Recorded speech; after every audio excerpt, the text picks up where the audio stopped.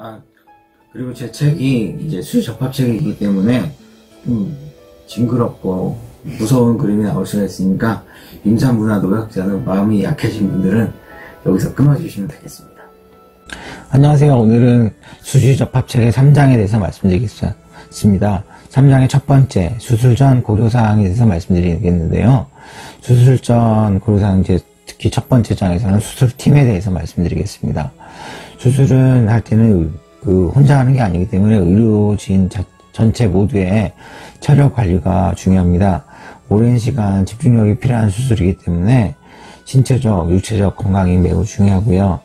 자, 오랜 시간 앉아서 수술을 하기 때문에 눈도 아프고 허리도 아프고 목도 아프고 그런 경우가 있습니다.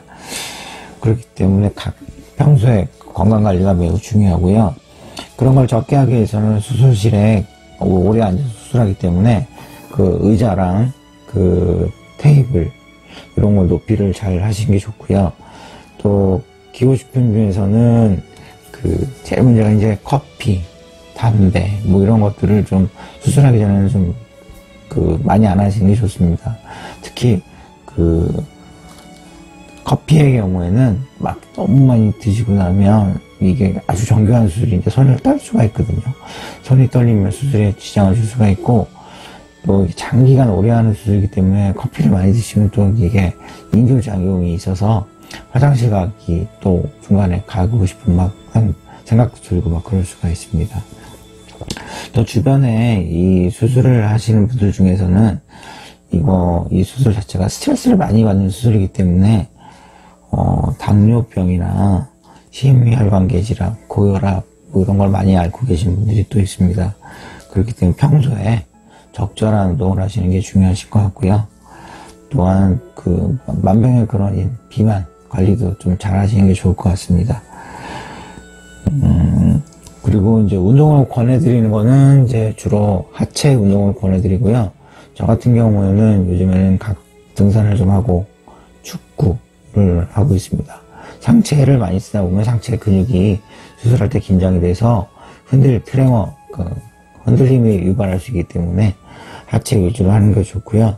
제일 좋은 거는 제 생각으로는 탁 트인 넓은 공간에서 산책을 하시는 게 제일 좋은 것 같습니다. 왜냐면 멀리 보다 보면 눈의 피로도 좀 떨어지고 긴장도 더 감소하기 때문에 그렇게 운동하시는 게 좋을 것 같습니다. 오늘은 수술 전 고려사항 중에서 수술팀의 제목에 대해서 간략하게 말씀드렸습니다. 감사합니다.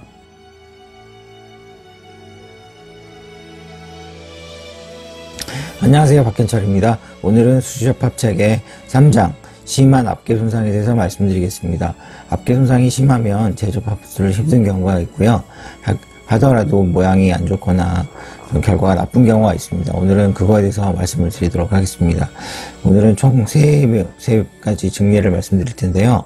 첫 번째 증례는 55세 남자 환자입니다.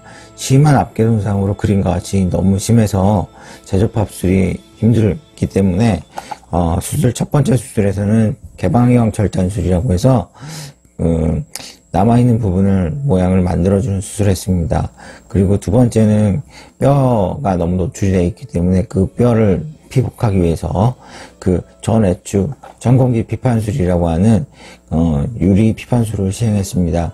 그러고 났더니 손가락이 하나밖에 남아있지 않기 때문에 기능이 없어서 이럴 때는 두 번째 족지를 이용해서 두 번째 발가락을 이용해서 두 번째 손가락으로 만들어주는 수술을 해줬습니다. 그러면 간단한 기능적인 형태를 띄울 수가 있고요. 수술 후 맨 마지막 사진은 수술 3개월 사진에서 간단하게 조금 완벽하진 않지만 쓸 수 있는 기능 관리를 할 수가 있겠습니다. 엄지손가락이 없으신 분이에요. 그래서 엄지손가락이 없기 때문에 이번도 기능 향상을 위해서 엄지손가락에 두 번째 발가락을 갖다 붙여서 이렇게 기능을 만들어주는 수술을 했던 환자분이십니다. 세 번째 경우에서는요, 이제 보시면 완전히 모양이 많이 눌려있는 걸 관찰할 수가 있습니다. 그래서 이럴 때도 남아있는 동맥이나 이나 신경들을 찾아서 이어줄 수가 있는데요. 그림에서 보는 것과 같이 동맥, 아테리라고 표시되어 있는 동맥을 찾아서 반대쪽과 이어주는 겁니다. 그래서 아테리오라피, 동맥 문합수를 시행하였고요. 신경도 잘 찾아보면 있습니다. 신경도 신경문합, 봉합술, 뉴로라피를 시행했습니다.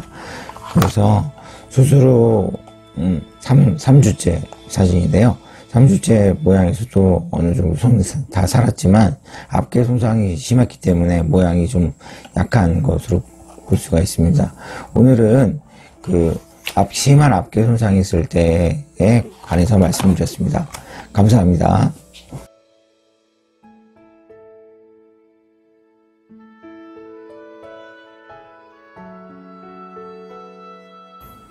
네, 안녕하세요. 박현철입니다. 오늘은 수지천부 원위부 절단에 대해서 말씀드리겠습니다. 오늘도 징그러운 사진이 나올 수 있으니까요. 마음이 약하신 분들은 여기서 시청을 정지해 주시면 감사하겠습니다. 수지접합에 가장 영향을 주는 인자는 결국은 절단단 부분의 손상 상태라고 할 수 있겠습니다. 요리 같은 것을 하다가 칼로 이렇게 탁 다치신 분 같은 경우는 상처가 예리하기 때문에 동맥 상태도 괜찮고요. 앞개 손상도 없기 때문에 비교적 수술이 용이한 경우가 많습니다. 하지만 이게 뭉툭한 것에 눌린 거나 그런 앞개 손상이 동반된 경우에는 연결을 해도 소관이 상태가 안 좋기 때문에 혈관이 금방 막혀서 괴사가 진행되는 경우가 종종 있습니다. 그리고 모양도 좋지 않게 되는 경우가 종종 있게 되겠죠. 그런데 이제 그거를 응급실에서 판단하기보다는 절단된 부분을 꼭 반드시 수술실에서 결정하시는 게 좋다는 게 좋겠습니다. 왜냐면요, 동맥은 육안으로 확인하기 힘들기 때문에 동맥을 현미경으로 꼭 반드시 확인하시는 게 좋겠습니다. 증례를 보시면 손톱 중간 부위에서 이렇게 절단이 되시는 환자분이십니다. 이 환자분의 경우 같은 경우에는 워낙 끝부분에 혈관이 없다라고 생각할 수 있겠지만 현미경으로 이렇게 그림처럼 확대를 해보다 보면 가운데 중간부에 붉은 반점 같은 게 관찰이 될 겁니다. 그것을 확대해서 찾아보다 보면 그림과 같이 동맥, 제가 이제 포색으로 잡고 있는 동맥, 아테리가 관찰이 되게 되고요. 그 아테리를 반대쪽하고 연결해주는 동맥 문합수를 시행하게 되겠습니다. 이렇게 동맥 문합수를 시행하고 나면 손가락에 혈액이 돌아오게 되겠죠. 그래서 지금 그림은 수술 후 5일째 혈액순환이 돌아와서 관리하게 되는 거고요. 가운데 보이는 창상은 이제 나중에도 말씀드리겠지만 우리가 살베지 허혈요법을 하는 것이 되겠습니다. 그리고 수술 후 2주째가 되면 주변 조직과 거의 안착이 돼서 안정기에 접어들게 되고요. 한 2달, 석 달이 되게 되면 그림과 같이 일상생활에 가능하게 되겠습니다. 오늘은 수지천부 절단에 대해서 말씀드렸습니다. 감사합니다.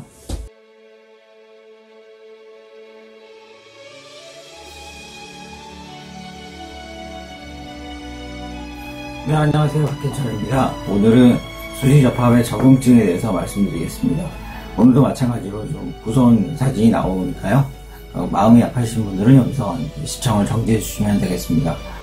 우리나라는 신체 발부 수지 부모라 해서 열심히 수지접합을 하는 경우가 있습니다. 그러나 일반적인 적응증은 엄지가 다쳤을 경우, 그다음에 여러 개의 손가락이 다쳤을 경우, 손이 절단된 경우,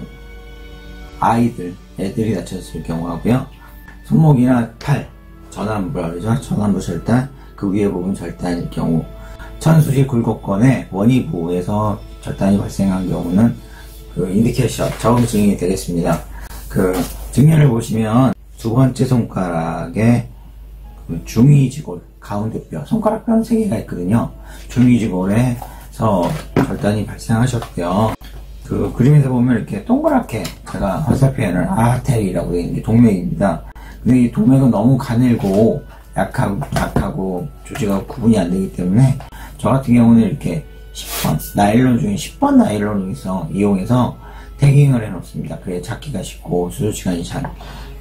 그러니까 반대쪽을 보게 되시면 여기 플렉서 디지토rum profundus, 그래서 굴곡건 인대가 보이고요. 그 다음에 그 밑에 보면 아테리라고 있습니다. 그게 동맥이 그 정맥은 힘이 없는데 동맥은 그 압력이 있어서 주변 조직 안에 근육이 있기 때문에 이렇게 모양이 나타날 수가 있습니다. 그래서 그 전에 보였던 그 아테리하고 그 지금 보여드린 아테리, 그러니까 위의 사진하고 아래 사진의 아테리를 맞춰서 꼬매주는 겁니다. 그래서 그걸 아테리오라피라고 하게 되고요. 네, 기능을 위해서는 그 인대를 꼬매줘야 됩니다. 그거를 건봉합술이라고 하고요. 건봉합술하고 건봉합술한 밑에 아테리, 화살표 되는 아테리가 관찰이 됩니다. 그래서 이제 건봉합술하고 나서 이제 동맥을 연결한 사진이 되겠고요. 혈액순환이 원래 이제 절단됐던 부위가 왼쪽이 절단됐던 부위인데요. 그쪽 성에 그 전 사진하고 비교했을 때 혈색이 돌아온 것을 볼 수가 있습니다. 이제 뒤집어서 손가락 뒤쪽에 손등에 있는 인대를 봉합하는 과정이 되겠고요. 신전건, 손등에 있는 인대를 신전, 손가락을 피는 인대라고 해서 신전건이라고 하는데요. 신전건을 봉합하는 과정이 되겠습니다. 다음 사진은 이제 동맥만 이으면 안 되고요. 동맥이 갔다가 돌아가는 정맥을 연결해줘야 됩니다. 그래서 정맥 분합술, 베노라피를 시행하는 거고요. 수술이 다 끝나서 아까 절단됐던 손가락은 허했었는데 이게 핑크색으로 혈색이 돌면서 혈액순환이 돌아오는 사진이 되겠습니다. 수술 후 4개월 될 때 사진이고요. 이렇게 갖추면 이제 이게 끝이 아니라 나중에 물리치료를 좀 열심히 해주셔야 됩니다. 자, 59세 남자 환자고요. 그 손을 여러 개를 다쳤어요. 그 중에 이제 가운데 손가락, 세 번째 손가락이 다치셔서 아까와 같은 과정을 통해서 손가락을 이제 접합을 시행했습니다. 저 수술 직후 사진이고요. 수술 후 2개월 사진입니다. 그래서 이제 아까 다쳤던 3, 4, 5 수지에 흉터가 보이고 있죠. 그게 여러 개를 다치시면 고생하게 됩니다. 그 다음에 마지막 사진은 엑스레이인데요. 엑스레이 보시면 이렇게 가운데 핀을 박아놨다가 나중에 몇 달 지나서 이제 안정이 되면 빼게 되고요. 이분 같은 경우는 관절이 많이 다쳐서 관절통이 올 수가 있습니다. 자, 오늘은 수시접합의 적응증에 대해서 말씀드렸습니다. 감사합니다.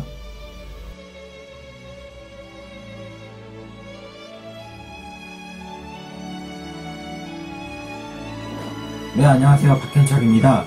오늘은 수시접합 체계 3장의 5번째 금기에 대해서 말씀드리겠습니다. 오늘도 마찬가지로 무서운 사진이 나올 수 있으니까요. 마음이 약하신 분들은 여기서 시청을 정지해 주시면 감사하겠습니다. 저번 시간에 말씀드렸듯이 적응증도 상대적인 개념이었지만 이 금기도 어떻게 보면 상대적인 개념입니다.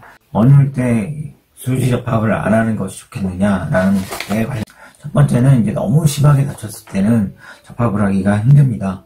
손상이 너무 심할 때는 손을 쓸 수 없는 그런 상황. 두 번째는요, 너무 여러 부위에서 이렇게 여러 번 다친 부위에서는 결과가 안 좋기 때문에 그럴 땐 상대적으로 그때는 상태를 봐서 결정을 하는 게 좋겠어요. 또 다른 경우는 환자분이 건강 상태가 너무 안 좋아서 수술을 하고 나서 약을 쓰고 뭐 처치하고 그런 거를 견딜 수 없을 때.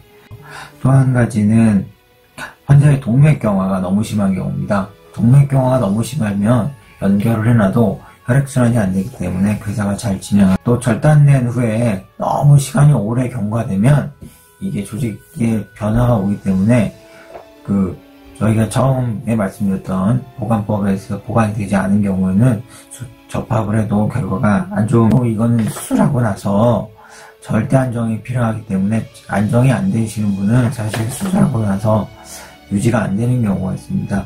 그래서 침상 안정을 해야 되기 때문에 정신적으로 안정이 필요하신 분들은 수술의 상대적인 금기에 해당.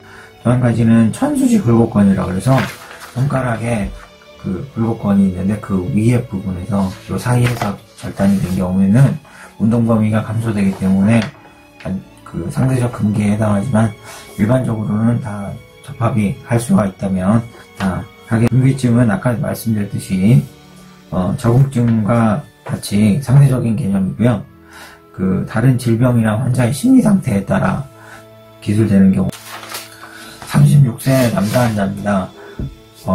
얼핏 봐도 너무 많이 다치셨죠. 이런 경우에는 사실 그 모양이 거의 없어지셨기 때문에 수시접합 자체가 힘들어서 그림과 같은 개방형 절단술을 해도 지금 그림에서 보는 것처럼 뼈가 노출이 되어 있기 때문에 그거를 뼈가 나와 있으면 안 되니까요. 그거를 덮천 외측 천공지 비판술을 시행해서 살을 덮어드렸던 환자. 그래서 수술째 7일째 사진, 수술 후 3주째 그 지저분한 부분을 좀 정리해주는 간단한 수술을 해드렸습니다. 아까도 말씀드렸지만 이 금기증은 환자의 내과적, 정신적 측면도 이와 매우 밀접한 관계가 있기 때문에 그러한 거에 대한 적절한 평가가 필요한 것이라고 생각됩니다.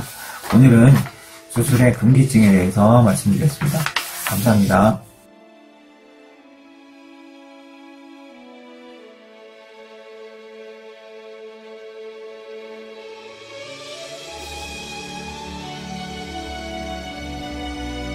네, 안녕하십니까. 구리에선 정형외과 원장 박현철입니다. 오늘은 수시접합 체계 3장 수술 전 고려사항 중에서요, 수술 전 확인에 대해서 말씀드리겠습니다.